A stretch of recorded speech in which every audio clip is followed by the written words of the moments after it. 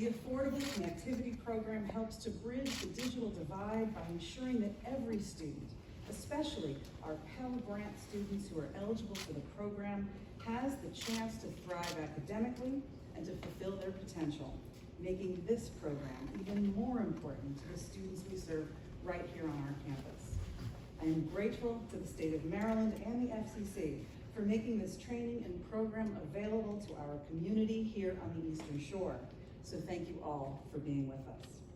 It is now my sincere pleasure to introduce Salisbury native and good friend to SU, Maryland Secretary of Housing and Community Development, Jake Day.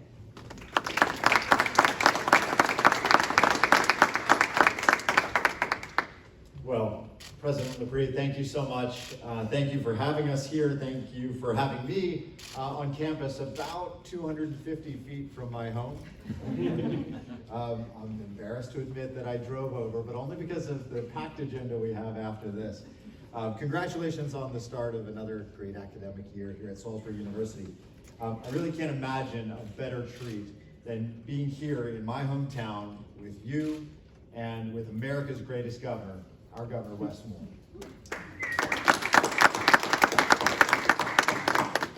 It's also a pleasure to be here with trainees, with students, with faculty members and leaders in our community. And I want to thank you, I want to say thank you to each and every one of those who volunteered and have raised their hands to be a part of our work to close the digital divide for all Marylanders. You'll leave here today with tools to help your neighbors, friends, patrons, and clients sign up for the Affordable Connectivity Program and the tools to build a more connected and equitable community. And across the country, the digital divide is no longer only a physical barrier to access at the infrastructure level. Before Maryland had the Office of Statewide Broadband, we had the Office of Rural Broadband. The name was changed to reflect the evolving landscape of digital needs, recognizing that digital equity, affordability, and accessibility were critical. Homes in rural areas were no longer the only ones with access issues. We saw a need in Baltimore City, in Annapolis, and Salisbury, and our programs evolved. Through programs like the ACP, we're looking at equity of access. Is your internet service affordable? Is it high speed and reliable? Do you have a device to connect to at all? Thanks to a strong partnership with the FCC, Maryland and the Office of Statewide Broadband are addressing those questions and leading the way nationally. The ACP is one of the most impactful tools that states have to get residents online, but we're taking it one step further. Maryland offers an additional $15 discount on top of the $30 ACP discount from the FCC. For many folks, that $45 changes what's possible. This is an investment in our communities, our economy, and most importantly, our people. Our neighbors, our friends. In many cases, it can mean no out-of-pocket costs for internet service. When I say that this is an investment in our neighbors, it really is, especially here in Salisbury. In this city alone, 59% of ACP-eligible households are not currently connected to the program. That amounts to 3,200 households in a city with a little over 13,000. It's a pretty good chunk. And within each of those households are children, and parents, and grandparents. There's a child going back to school next week who will need internet access to do their homework. There's a mother who might not be able to get the emails from the school or apply for a job to be able to provide for her children. And in each of those 3,200 households is a person in a family whose entire economic future will be limited or unlocked by their access to affordable internet. Across the state, we have over 500,000 eligible unenrolled households who could be taking advantage of this benefit. Starting today, the people in this building are going to have the tools to make a change. As federal and state leaders, we have the responsibility and the obligation to connect all Marylanders, all citizens, regardless of geographic or socioeconomic factors. We must continue to build strong partnerships with local communities and leaders, just like those getting this training. We must determine and recognize needs and forge paths forward for a more connected Maryland. Thank you to our federal, state, and local leaders, and to each of you for your dedication to making sure that no Marylander, no Salisburian or Wycomico County resident is left behind in our work to close the digital divide. Now, it's my distinct honor to introduce FCC Chairwoman Jessica Rosenworcel and to welcome her to Salisbury. She has been a friend to local communities like ours, protecting the rights of innovative communities and local governments to serve their residents, and she's fought for children nationwide to have decent internet access once they get home from school. I feel honored to welcome you to Maryland, to Salisbury, and to the lectern. Please join me in welcoming Chairwoman Jessica Roosevelt.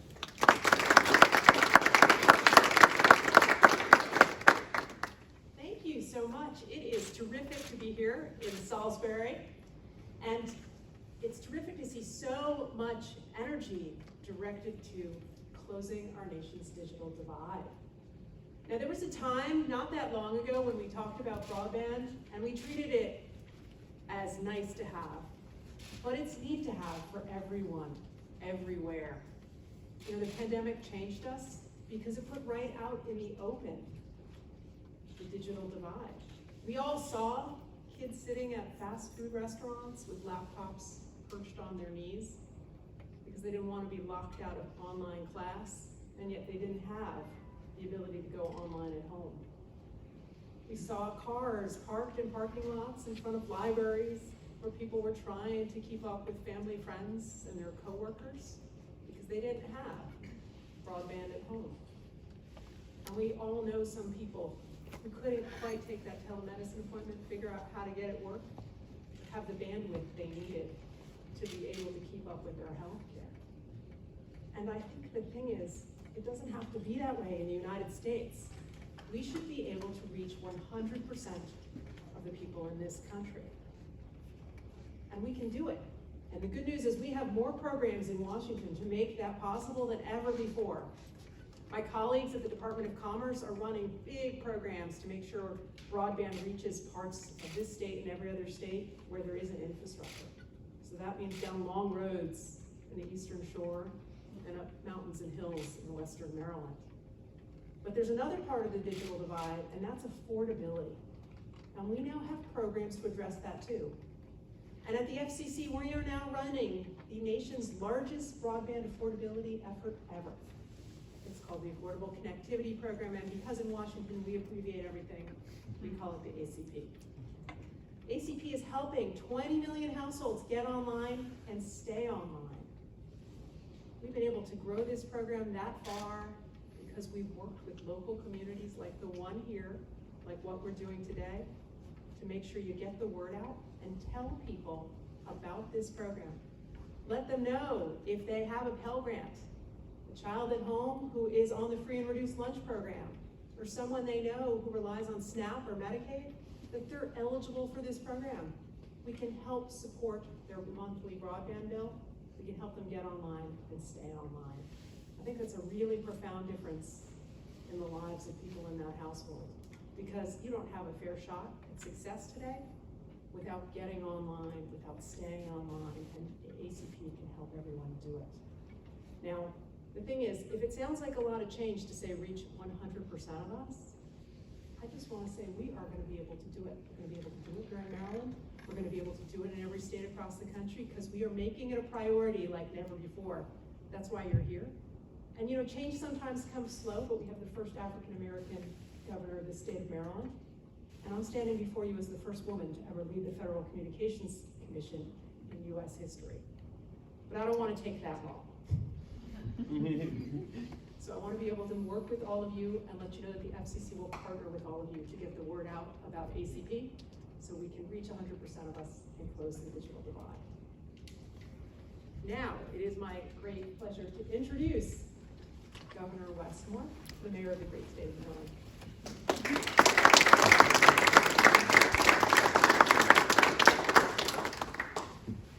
Thank you so much. Thank you. Good morning. Good morning.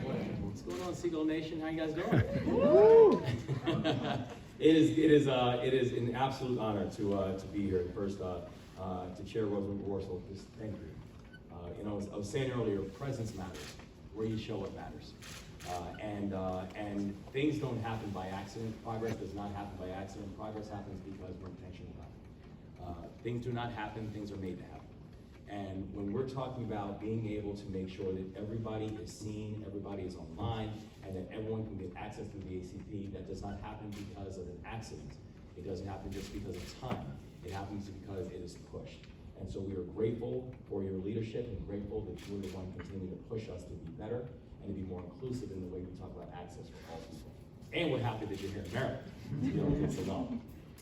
And I gotta tell you, I could not be more thankful to have partners in this work, partners in the work like President Dupree and Secretary Day, who, you know, these are people who have repeatedly just raised their hands to serve, even when they didn't have to. You know, I know when I was, you know, when I'm thinking about the partners that we have in this work, partners like President Dupree, who 25% of the student body here at SU is Pell eligible. So when we're talking about the people who are going to benefit from this type of initiative, we don't have to look any further than this campus. Because oftentimes when people think about, oh, higher education, they're fine. Well, they're fine if we make it so. And your leadership and having it here and being here with you, it means the world, and it's wonderful being back on your remarkable campus.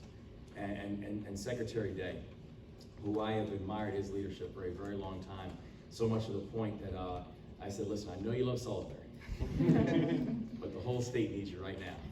And so I want to thank you for raising your hand to serve as our Secretary of Housing and Community Development, which this initiative, the Office of Statewide Broadband, actually falls within HCD. So we're thankful for the leadership that we see with statewide broadband, and we're thankful for the progress that we are going to get done together. This matters. And when we talk about leave no one behind, this is exactly what that looks like. Making sure that the only prerequisite that anyone should have in our state to be able to achieve success is being known. That's it. Everyone needs to be seen and heard. And so we're talking about the importance of being able to get everyone online and why it matters. I mean, we just came from a training where we have people who are training up to get more people access and get more people online. You know, the amazing thing about that training room that we saw is that for each and every person who was in that room, they already have high-speed internet. This is not a challenge for them, but they're spending their days and they're spending their time to make sure that it's not a challenge for anybody. If we are going to win and if we become the state that serves, we are going to win as a state. And this will be Maryland's decade. But we're gonna do it because we have to be a state that cares for one another, that takes care of one another, that leads and serves, and a state that understands the virtue of what it is that we're talking about, because it's exactly right. This is about how people are applying for jobs. This is about how people are applying for benefits. This is how students are getting additional supports. This is how we make sure the basic information, and that we're not watching a lack of information being the thing that is going to win the day in some communities who we know deserve better. This is about making sure that every single access and every single opportunity to climb the economic ladder and to climb the economic run is accessible and it is affordable. But these are the ones who are going to make it happen. It really is the everyday heroes who want to be part of a larger movement of what we're trying to build and what we're trying to get done together as a state. And so I want to be clear so that as long as I am governor, you're going to have a state house that is going to be an active partner inside this work. That for as long as I'm governor, we are going to push and we are going to make sure that everybody in our state has a chance not just to get online, but accessible, affordable, broadband access to make sure that our entire state continues to thrive. And I know we've got the right partner to make that happen.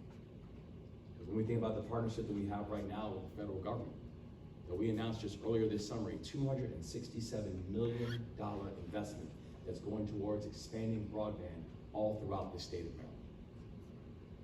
When we talk about the partnership, it means working in partnership with our remarkable statewide office for broadband and HCD to know that now the ball is in our court. We are going to make sure that we are building out a strategic plan on how to spend that money and how to increase that access all throughout our state, from Oakland, Ocean City, and everywhere in between. Everybody in our state needs to benefit from it. And we are going to work alongside our internet companies and our employers and our nonprofits and our faith-based organizations and our schools of higher education and our K-12 schools to make sure that everybody is moving in partnership for a common and a collective goal. that everybody receive a basic benefit that everybody deserves to receive. Access to the internet means the student from West Baltimore or the student from Macomb. And it knows that we're willing to invest in their education and invest in the future. It means access to internet from the father in Cecil County and the parent over in Carroll County, who can speak with a doctor regardless of where they live, regardless of where they call home.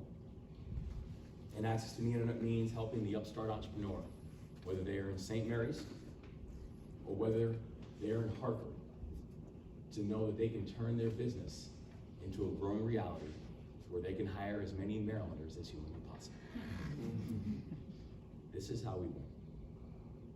This is how we be bold. This is how we work in partnership. And this is how we're going to make this Maryland's decade. And so I refuse to be passive about it. I refuse to say we're just gonna go along, get along. We are going to be aggressive. We're going to be bold. We're going to push this from every single angle. We are going to scream this from every single mountaintop in every single place.